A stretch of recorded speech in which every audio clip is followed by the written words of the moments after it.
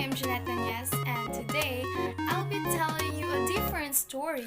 It's about the most famous family in Greek mythology, and let's find out the reason behind it. The House of Atreus. The House of Atreus is the most famous family in mythology. Atreus is the king of Mycenae, son of Pelops and Hippodamia. He is married to Niobe and had sons Agamemnon and Menelaus. Agamemnon is the one who led the Greeks against Troy. He had his wife named Clytemnestra, with his children Iphigenia, Orestes, and Electra. While Menelaus was the husband of Helen, for whose sake the Trojan War was fought. It was an ill-fated house. The cause of all the misfortunes was held to be an ancestor, a king of Lydia named Tantalus, who brought upon himself a most terrible punishment by a most wicked deed. That was not the end of the matter. The evil he started went on after his death. His descendants also did wickedly and were punished. A curse seemed to hang over the family, making men sin in spite of themselves and bringing suffering and death down upon the innocent as well as the guilty. Now, let's find out, what did Tantalus do to deserve such punishments? Tentalis and Niobe. Tantalus was the son of Zeus and honored by God beyond all the mortal children of Zeus. They even allowed him to eat at their table. The gods came to a banquet or feast in his palace to dine with him. In return for their favor, he acted wickedly. He had his only son Pelops killed, boiled in a great cauldron, and served to the gods.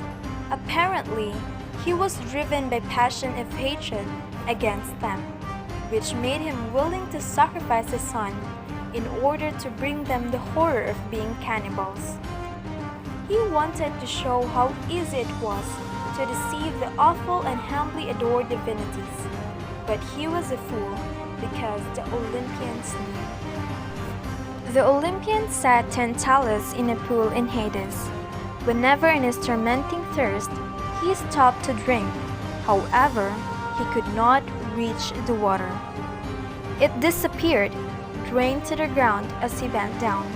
When he stood up, it was there again.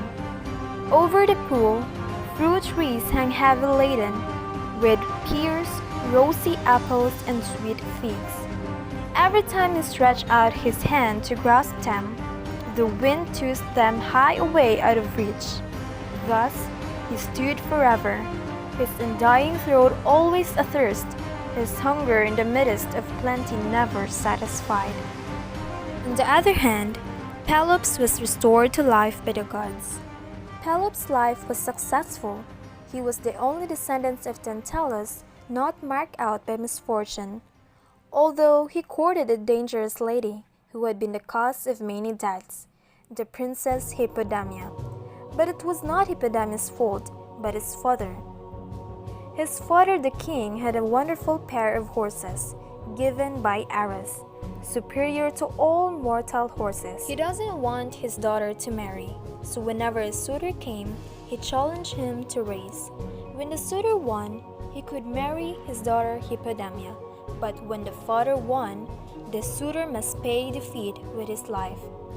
Numbers of rash young men met their death, but still, Pelops dared. He had horses he could trust given as a present from god Poseidon. Pelops won the race with the help of Hippodamia. She bribed her father's charioteer named Tantalus. The charioteer pulled out the bolts that held the wheels of the king's chariot for Pelops' victory. Later, Tantalus was killed by Pelops.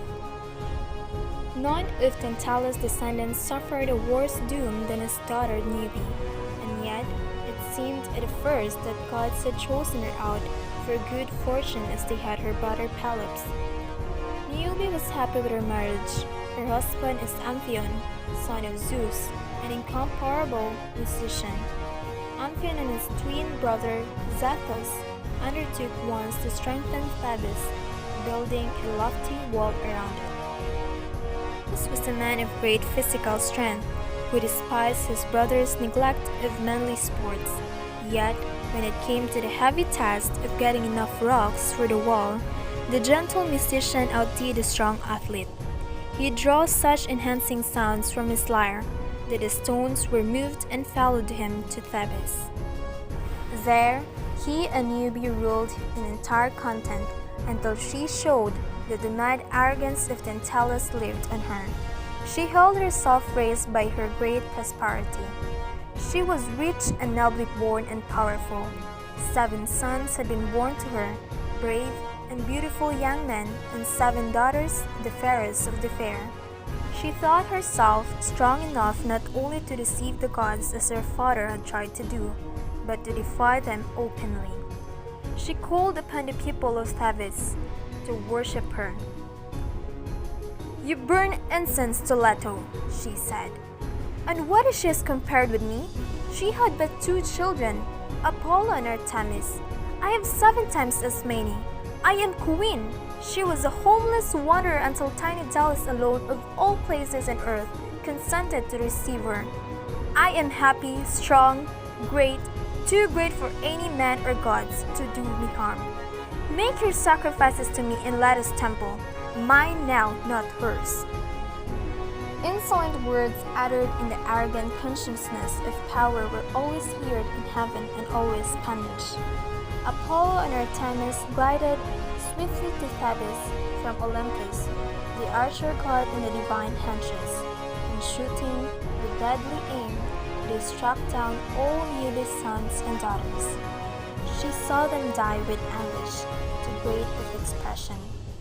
She sank down motionless in stony grief, dumb as a stone on her heart, like a stone within her. Only her tears flowed and could not stop. She was changed into a stone which forever, night and day, was wet with tears. To Pelops 2 sons were born, Atreus and Thyestes. The inheritance of evil descended to them in full force. Thyestes fell in love with his brother's wife and succeeded in making her false to her marriage vows. Atreus found out and swore that Thyestes should pay as no man ever had. He killed his brother's 2 little children, had them cut limb from limb, boiled and served up to their father. Atreus was king. Thyestes had no power. The atrocious crime was not avenged in Atreus' lifetime, but his children and his children's children suffered. That's all, everyone. Thank you for watching, and I hope you gain and learn something from this story.